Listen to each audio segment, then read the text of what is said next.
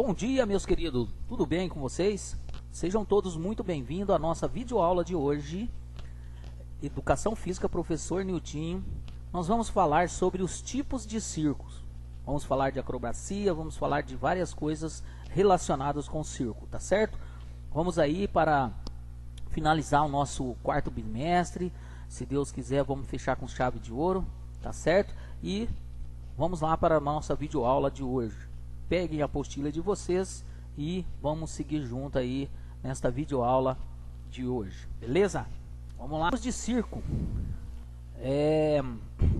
ele teve muita influência, né, na história do circo. Vamos ler aqui o contexto dos tipos de circo. Devido às diversas influências que as artes circenses sofreram ao longo de sua história, é possível afirmar que há diferentes tipos de circo. Os espetáculos circenses apresentados na Europa durante a Idade Média eram realizados nas ruas, por tratar-se de um período de muita repressão política e religiosa. Os artistas eram vistos como espetaculares e, ao mesmo tempo, como aberrações, uma vez que subvertiam os padrões corporais da época. Os circos tradicionais estão ligados às tradições das famílias circenses. No início da história do circo no Brasil, os espetáculos eram encenados por artistas de uma mesma família, os quais representavam seus conhecimentos aos novos membros por meio da vivência no picadeiro. Esse tipo de circo teve um declínio com a popularização da televisão e do cinema também, como formas de entretenimento. Além disso, apesar do fascínio que despertavam no público, os artistas sofriam com o preconceito. Eles não estavam encaixados no modelo tradicional de família, de vida e de indivíduo, pois eram artistas nômades que não têm moradia fixa, sempre está mudando. E muitas vezes tinham seu trabalho visto como lazer ou como pouco importante para a sociedade. Então, essa vivência aqui que o autor diz é o seguinte: é a mesma coisa a nossa família. Então muita gente fala: ah, você é o espelho do seu pai, você é o espelho da sua mãe, né? Então a gente vai vivenciando a história dos nossos pais, dos nossos avós, e a gente vai replicando essa história para os nossos filhos, para os nossos netos e assim sucessivamente. Então, no início da história do circo, ele era praticado dessa forma, de geração para geração, ia mantendo a tradição dos espetáculos circenses, né? E esse espetáculo, o que tem a ver com a educação física? Os treinamentos que a gente vai falar mais à frente sobre acrobacias, sobre equilíbrio, né, sobre condição física, sobre uma qualidade de vida melhor, porque não pode ser muito gordo para ter essas habilidades de fazer essas apresentações. Então tudo isso vai nos trazer, eu tenho certeza que nesta videoaula a gente vai entender melhor como funciona o circo. E tem tudo a ver a educação física com o circo, apesar que nós estamos falando de educação física escolar, mas o conhecimento é importante para que nós possamos saber como funciona os atores ou os atores do circo, ou os malabaristas dos circos, né, na vivência deles dentro do picadeiro, aonde é o palco do circo, tá certo? É chamado de picadeiro, tá certo? E aí desculpa, eles também têm que ter uma habilidade muito rápida, porque toda semana ou de 15 em 15 dias eles estão mudando de uma cidade para outra, e para montar toda essa estrutura precisa de pessoas que tenham força, que tenham noção de espaço, que tenham habilidade para fazer essa função, beleza? Então vamos lá, página 17 está o circo aí para vocês. Ao longo dos séculos, o ser humano desenvolveu uma série de habilidades e destrezas que que foram incorporadas ao circo e transformadas até chegar à forma que conhecemos hoje. Essas habilidades podem ser divididas segundo estudo de Duprat, né, em 2004, da seguinte forma: acrobacias, tem acrobacias aéreas, acrobacias corpóreas, corporal, e acrobacias de trampolim. Aéreas é quando tem o trapézio, que um atleta ou um aluno ele é transportado no ar sem estar preso a nada, e aí ele apoia em alguma coisa que venha de encontro a ele. O tecido, a pessoa também é aérea, só, né, que faz vários movimentos dentro daquele contexto usando o tecido. A lira, eu não sei muito explicar o que é a lira, mas provavelmente eu vou procurar saber, tá certo? E numa outra oportunidade eu falo para vocês. Corpóreas são todas as acrobacias que você consegue fazer no solo, em dupla, em trios ou em grupos, certo? O contorcionismo é aquelas pessoas que têm uma elasticidade, uma hiperextensão de elasticidade, que faz um espacate com facilidade, que faz a ponte com facilidade, que põe as pernas no pescoço, que abre as pernas em pé, né? Então tem tudo isso aí, certo? De trampolim são aquelas mesinhas, aquelas cama elástica que você salta nela e faz as acrobacias, e de forma que você possa fazer isso, você tem que ter condicionamento, você tem que ter qualidade de controle, controle de força, tem que ter o controle a noção de espaço, tá certo? Que o trampolim geralmente ele não é muito grande, ele é médio, então você tem que ter uma noção de espaço muito grande para você conseguir fazer esses exercícios aí no trampolim, certo? Manipulações é aqueles malabares com bolas, claves, aquelas devil stick que parece um círculo, bastões, né? Então isso aí dá para você fazer bastante malabares. Aí tem também os equilíbrios, você numa bicicleta só com uma roda só, fazendo malabares com clave ou bastões. Sobre objeto, que eu falei sobre uma perna de pau, um monociclo. Aqui no primeiro, tô falando os objetos, que é claves e bastões. E o segundo item é sobre uns objetos que você vai fazer. Sobre a perna de pau, monociclo, corda bamba, bicicleta, rola-rola, coisa assim. Rola-rola é um tubo que você sobe em cima e vai rolando ele com os pés e fazendo os seus malabares em cima deste aparelho. Acrobáticos são as paradas de mão, que você para com uma mão só, com as duas mãos, equilíbrio total, beleza? Então essas são algumas artes do circo, né? Acrobacias, que inclui vários quesitos, né? As acrobacias aéreas, corpóreas e trampolim. Aí depois tem as manipulações de objetos, que são os malabares, né? E aí o malabarismo, muitas coisas que dá para fazer. E depois tem os equilíbrios, né? Que você vai usar os seguintes objetos, que é a clave e o bastão. Ali na manipulação você vai usar bola, claves, vários outros tipos de objeto. E embaixo, os únicos objetos que você vai usar é a clave, né? Que parece um pino ai meu Deus, fugiu o nome do esporte aqui. Esqueci, me perdoa. Parece um pino de... Esqueci, me perdoa.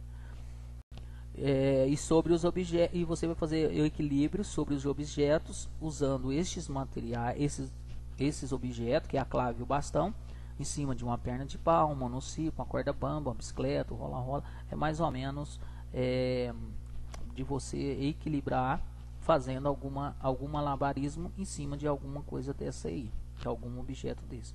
O acrobático são a mesma coisa, parada de mão, e você vai ter os equilíbrios desejados que você está treinado ou que está capaz de fazer essa habilidade aí, beleza? Então vamos lá.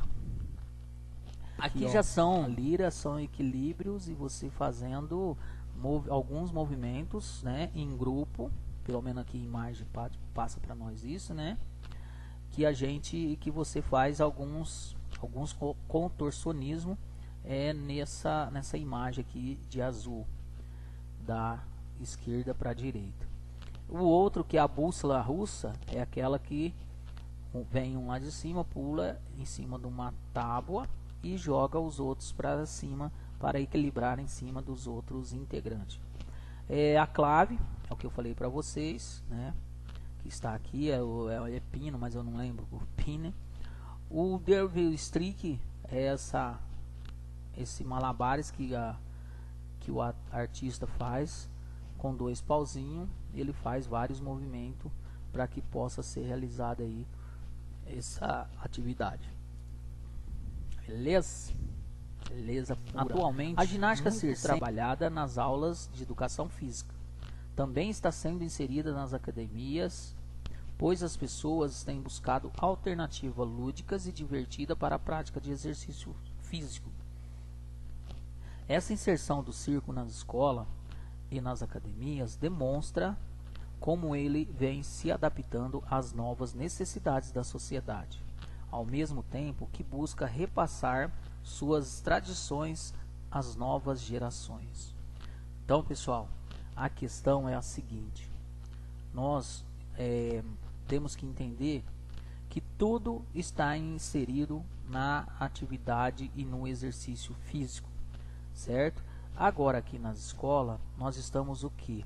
Nós estamos adaptando ou improvisando uma atividade circense para ser executada nas aulas de educação física.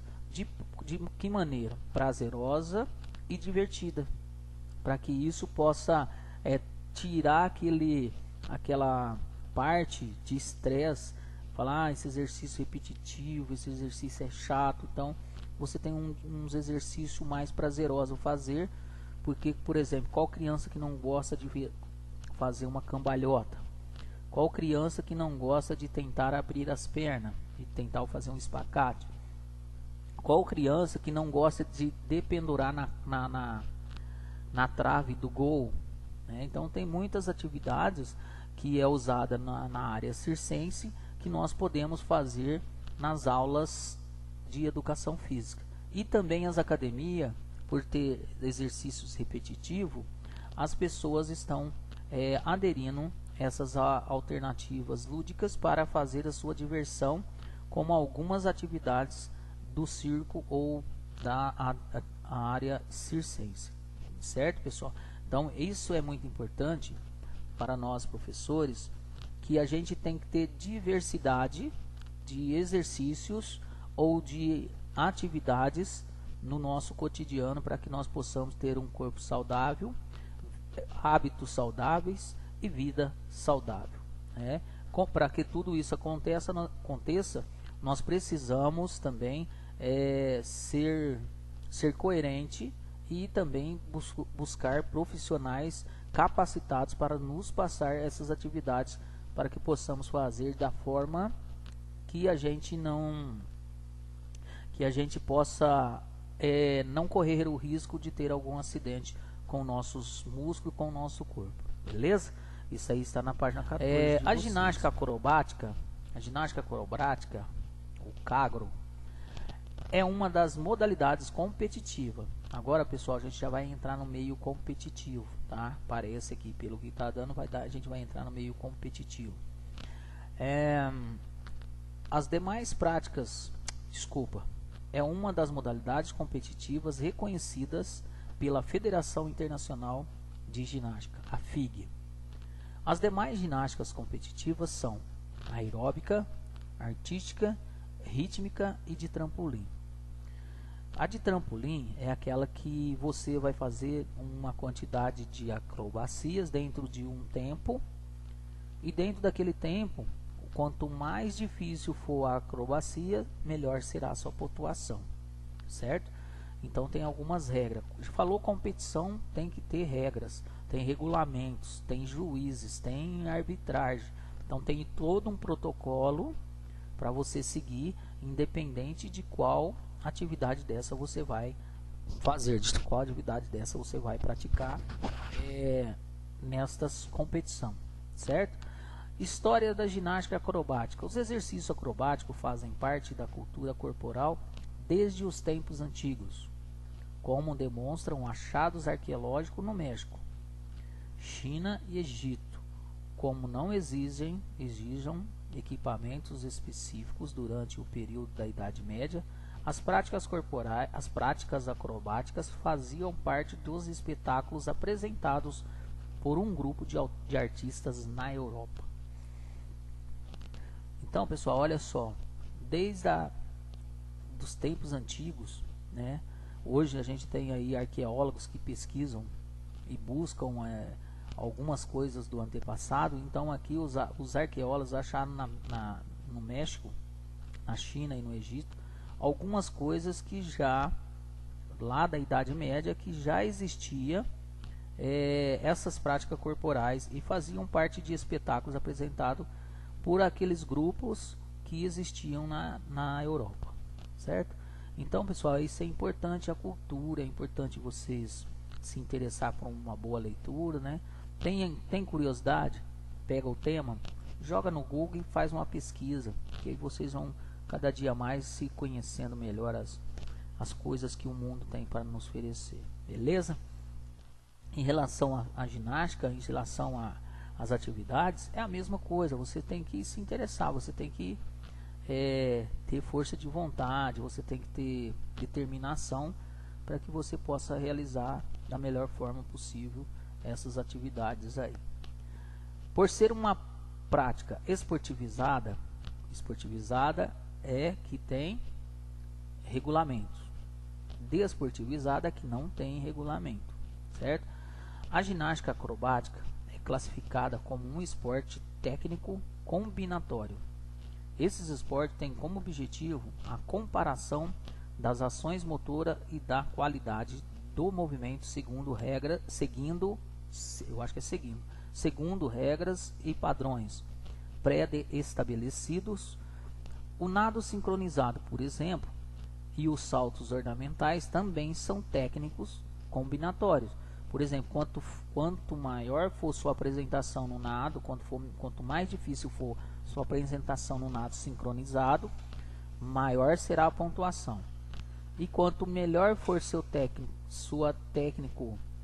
seus exercícios técnicos no salto ornamental, também você vai ser maior, a sua pontuação vai ser maior. Então, dentro de tudo isso que eu tenho falado para vocês, são esportes competitivos. Entendeu, pessoal? É isso aí que a gente está passando para você. Então é isso aí, pessoal. Tamo junto aí, vamos seguir no nosso barco aqui. Só que no início do século XX, os exercícios acrobáticos tiveram dois momentos de desenvolvimentos diferentes. Em um deles houve a inclusão de equipamentos como trapézio e cordas nos espetáculos circenses. Em outro, com a realização de saltos, pirâmides humanas e a atividade transformou-se em uma prática esportivizada. A então União das Repúblicas Socialistas Soviéticas foi o primeiro país a tornar a ginástica acrobática um esporte organizando as primeiras regras e realizando a primeira competição da modalidade em 1939. Depois da Segunda Guerra Mundial, outros países passaram a reconhecer o esporte.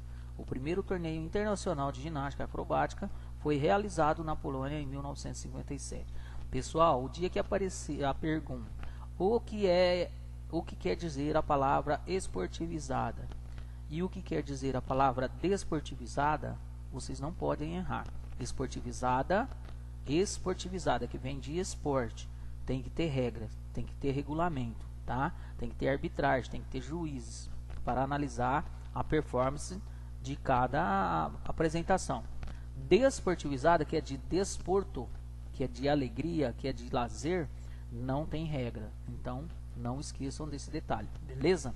A ginástica acrobática chegou ao Brasil pela Escola de Aeronáutica do Rio de Janeiro, que publicou em 1945 o livro Normas para instrução de saltos acrobáticos elementares.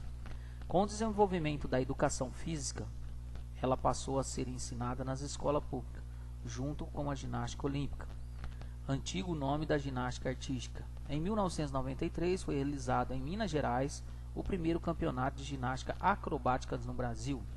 A ginástica acrobática tem a popularidade no Brasil, muito em função de ela não ser um esporte olímpico, o que dificulta sua divulgação nos meios de comunicação, comprometendo a ampliação do interesse do público e dos patrocinadores e a formação de futuros atletas. Certo? Então, pessoal, tem pouca popularidade, desculpa, em relação a isso. Se não é um esporte olímpico, ele já não tem tanta mídia. Se aí os futuros atletas não vão ter interesse, né? Entendeu?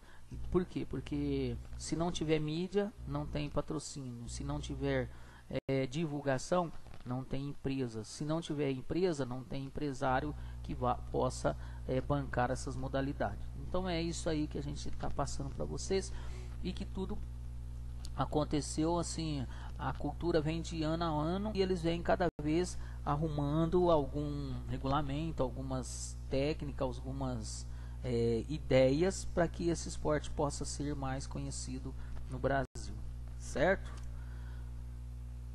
Uma videoaula, chegamos a agradecer vocês pela atenção, espero que vocês possam ter entendido.